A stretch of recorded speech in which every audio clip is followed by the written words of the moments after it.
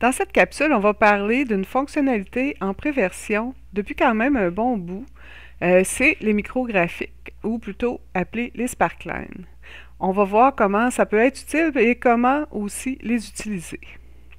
Alors, du côté de la démo, vous voyez ici un tableau. Les tableaux, c'est bien beau, mais quand on veut voir de l'évolution, les tendances, c'est très difficile. C'est difficile pour la mémoire de se rappeler chacun des nombres, de savoir qui est le meilleur, qui est le pire, qui va bien, qui va mal.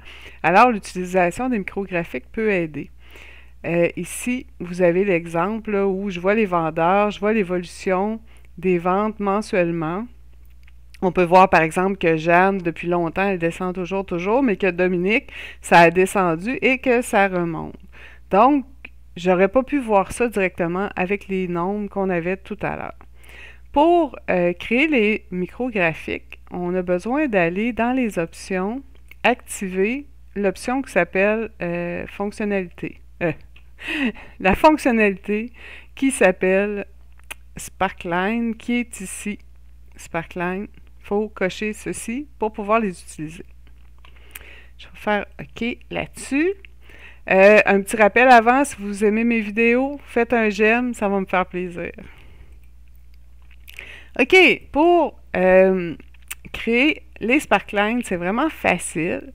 Ici, j'ai mon vendeur, j'ai les différents mois, j'ai les quantités, j'ai un objectif par rapport aux ventes de ces quantités-là.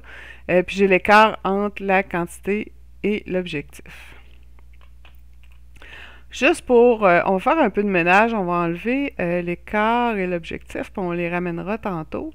Donc là, ce que je veux, c'est utiliser mon mois pour faire mon sparkline et la quantité. Donc, ça va être la quantité ici par mois. Pour l'activer, on va aller sur ma quantité ici et vous allez voir, il y a ajouter un graphique sparkline. On va sélectionner. Et c'est ici qui me dit, OK, c'est avec la quantité et sur mon axe des X, je vais utiliser le mois. On va descendre le mois ici. Et je fais créer et voilà un sparkline. Vous allez dire, ça n'a pas de bon sens. Ben non, ça n'a pas de bon sens. On va enlever le mois. Et voilà, on a le sparkline. Après ça, ben, on peut venir changer, dans le fond, ses propriétés en allant ici dans Sparkline. OK, vous voyez, je peux changer la couleur. Je peux aussi afficher les marqueurs. OK, ici, on a le graphique. On peut dire, par défaut, il va mettre les points isolés, mais on pourrait dire qu'on veut que chaque point. Et aussi, peut-être changer la forme. C'est un peu plus beau, je trouve, quand c'est comme ça.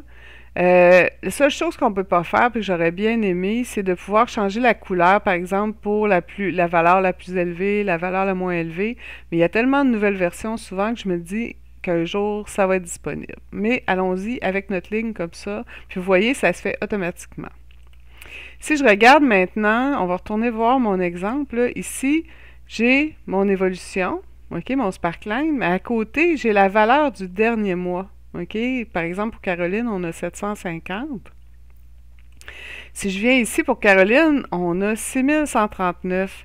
C'est pas la valeur du dernier mois que j'ai, c'est vraiment la somme totale. Puis c'est pas ce que je veux avoir, donc je vais l'enlever pour se rapprocher aussi de ce qu'on a de l'autre côté. Et ce que je vais faire, c'est que je vais me créer une mesure avec un peu de DAX pour aller chercher la valeur du dernier mois. Puis j'ai déjà ça pas loin. Donc, je vais faire une nouvelle mesure. Et je vais tout vous expliquer ça dans une nouvelle mesure qui va me donner la valeur du dernier mois. Donc, ce que je fais, okay, quantité dernier mois, c'est que je vais utiliser une variable pour aller chercher la dernière date, le dernier mois de mes données.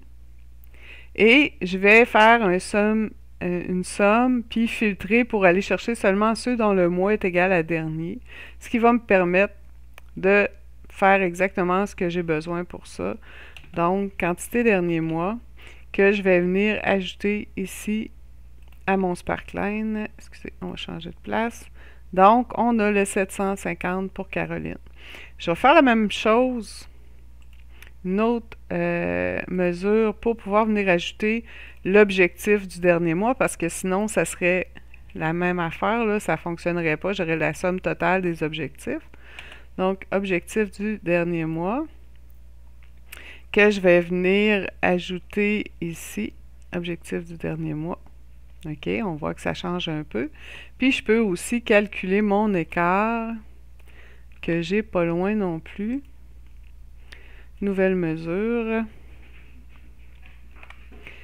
Et ici, mon écart, que je vais pouvoir ramener. Maintenant, comme j'ai l'écart, ben on n'est pas obligé de garder l'objectif. L'objectif, c'est pas quelque chose nécessairement qui change beaucoup. Puis d'avoir l'écart, ben, vis-à-vis de l'objectif, c'est suffisant. On pourrait aussi, ici, puis c'est ce que j'avais fait dans le second Sparkline ici, ce que j'ai, c'est les écarts. Donc, je peux utiliser aussi les colonnes avec les écarts. Au lieu d'y aller avec l'évolution des quantités, c'est quelque chose que je pourrais faire, puis ça se fait de la même façon. Il n'y a pas de problème.